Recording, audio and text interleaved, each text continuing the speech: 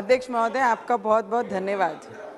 23-24 का ये जो यूनियन बजट आज सभी इस पे डिबेट कर रहे हैं, डिस्कशन कर रहे हैं, मैं अध्यक्ष महोदय आपका बहुत बहुत धन्यवाद करना चाहूँगी।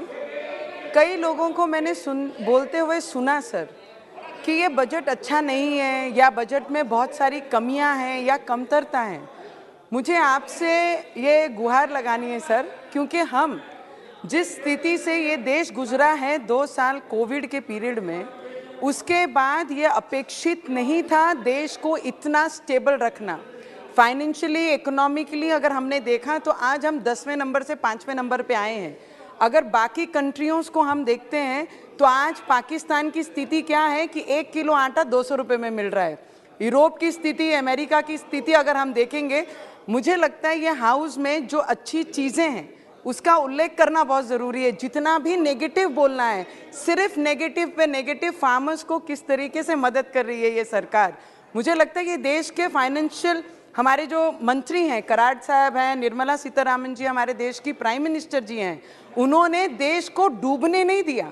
इस स्थिति के बाद, कोविड के बाद उसे उतना मेंटेन रखा और उसे उतना बजट दिया कि आगे देश बढ़ने के लिए जो लाइन चाहिए उसके लिए काम किया, ना कि आज ये सर रूडी साहब, ये नहीं स्थिति आई है कि जो दूसरे देशों में कि 200 रुपये किलो आटा मिलने की स्थिति हमारे देश की आज नहीं है। वो उसका पूरा क्रेडिट हमारे देश के प्रधानमंत्री जी को जाता है, उसके बारे में बात करनी चाहिए। मैंने हमारे बहुत सीनियर अंकल हैं कोलकाता से, वो बोल रहे हैं आवास योजना की बात उन्होंने यहाँ पर रखी कि आवास योजना 22 तक ये कंप्लीट होना चाहिए था, देश के हर महिला को उनका घर मिलना चाहिए था, उसके लिए प्रधानमंत्री जी ने वादा किया था। मुझे बताइए कि ये घर में, ये फ्लोर पे या प्रधानमंत्री जी ने आवास का वादा किया था तो वो उसके लिए पूरा करने के लिए भी फंड हर इसमें बजट में वो घोषणा कर रहे हैं कि हर महिलाओं को उनका पक्का मकान मिलना चाहिए।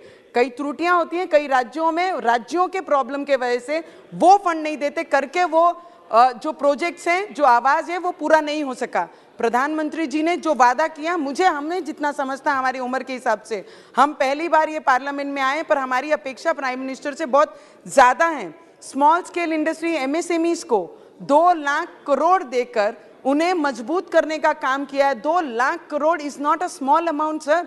कोविड के बाद इतनी अपेक्षा नहीं थी कि स्मॉल स्केल इंडस्ट्रीज को, MSME को इतना मजबूत करने के लिए इतना बड़ा फंड देके उन्हें जो टैक्स में रिलैक्सेशन दिया है। कुछ त्रुटियां, कुछ प्रॉब्लम्स हैं कि आने वाले समय में वो प्रॉब्लम्स हमें MSME वालों के लिए सॉल्व करना चाहिए। और अमृत भारत स्टेशन योजना के अंतर्गत सर 25 और 27 तक हमारे महाराष्ट्र में काफ़ी रेलवे स्टेशन लिए कि मॉडर्न रेलवे स्टेशन उसे बनाना है। उसमें बंडेरा स्टेशन है जो 25 तक पूरा होगा, 27 तक हमारा अमरावती स्टेशन है और भुसावल डिवीज़न के जिसे हम रिप्रेजेंट करते हैं बहुत सारे स्टेशन, उसका भी नया काम होगा। सर कौन कहता है महाराष्ट्र को पैसे फंड नहीं दिए गए? हम महाराष्ट्र से एक डिस्ट्रिक्ट को रिप्रेजेंट करते हैं। 2022 और 23 में 11,000 करोड़ रुपीस महाराष्ट्र को दिए गए थे, रेलवे बजट में आवंटित किए गए थे।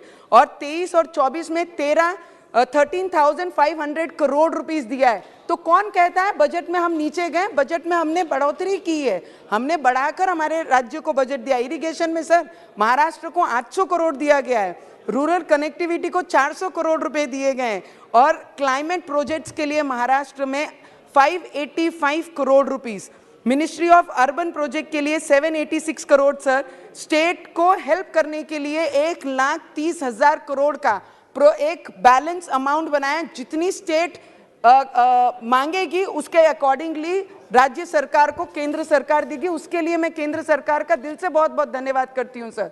कौन कहता है नहीं मदद कर रहे हैं? कौन कहता है कि बजट में नहीं है? सर हमारे बंडेरा में वैगन कारखाना है जिसका प्रोजेक्ट ऑलमोस्ट 90% कंप्लीट हो गया है। उसके लिए 23-24 के बजट में 40 करोड़ से भी ज़्यादा हमारे वैगन कारखाने को मिला है। तो मैं आपसे विनती करूंगी कि उसका भी जल्द से जल्द लोकार्पण करके वहां पर रोजगार की एक लाइन शुरुआत की जाए, उसके लिए मैं आपसे विनती करूंगी। और सर जल जीवन मिशन के अंतर्गत हमारे मिनिस्टर सर यहाँ बैठे थे। जल जीवन मिशन में हमारे रूरल एरियाज़ में और ट्राइबल एरिया में जब कभी किसी ने नल से जल मिलने की नाम भी कभी नहीं सुना था, हर गांव में हर ट्राइबल क्षेत्र में हर घर में नल की योजना, वहाँ पे पानी की टाकी, जो पाइपलाइन का काम ये जल मिशन के अंतर्गत हो रहा है। और सुबह ही हमारे मंत्री महोदय ने यहाँ पर हमारे उप मुख्यमंत्री डिप्टी सीएम साहब की तारीफ की कि जिस तरीके से हमें राज्यों का अपेक्षित है केंद्र को साथ देना, उसी तरीके से उससे कई ज़्यादा साथ हमारे देवेंद्र फडणवीस जी दे रहे हैं। और जल जीवन मिशन का जो टारगेट है वो महाराष्ट्र में पूरा करने का प्रयत्न वो कर रहे हैं। एयरपोर्ट में सर 75 सालों में जो एयरपोर्ट के नंबर्स भी पूरे नहीं कर सके, ये 8 वर्षों में ये सरकार ने उतने नए एयरपोर्ट बनाने की घोषणा ये अपने इस बजट में की है। तो मुझे लगता है हमारे जैसे क्षेत्र, रूरल क्षेत्रों से आने वाले लोगों को अमरावती क्षेत्र के लिए 75 करोड़ रुपया पिछले साल दिए हैं। तो मैं सिर्फ विनंती करूंगी जल्द से जल्द उसका काम पूरा हो,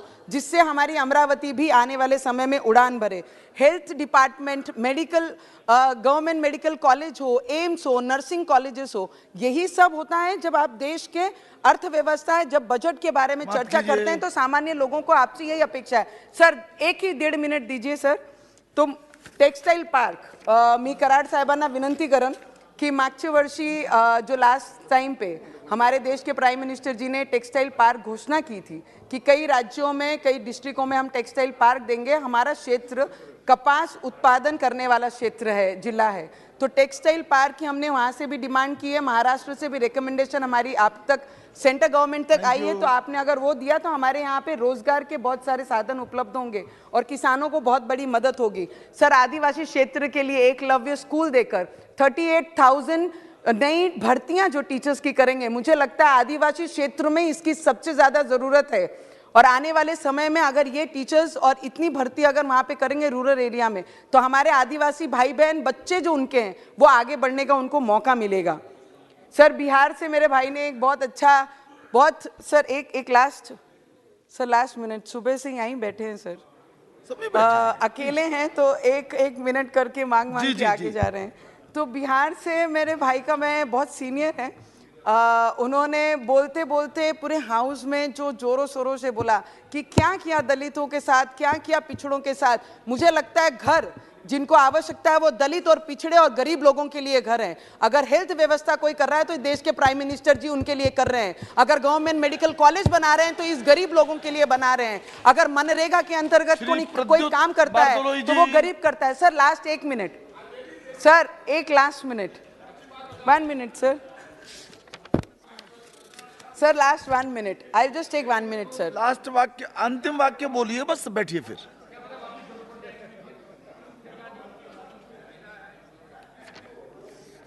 सर किसान भाइयों के लिए हमने पिछली बार प्राइम मिनिस्टर जी के जन्मदिन पर जब सत्र हमारा शुरू था, तब मैंने कहा था 6,000 जो हमारे किसानों को मिलता है वर्षाना, उसको बढ़ाकर 12,000 रुपए कर दिया जाए। तो मैं विनती करूंगी कि नेक्स्ट बजट में उनको ये दिया जाए। सर मेरा सपोर्ट तो ले लीजिए सर, ये यूनियन बजट के लिए मैं फुल हार्टेड हमारी फाइनेंस मिनिस्टर को, हमारे देश के प्राइम मिनिस्टर जी को फुल दिल से सपोर्ट करते हैं। और budget speech, I heard her with rapt attention.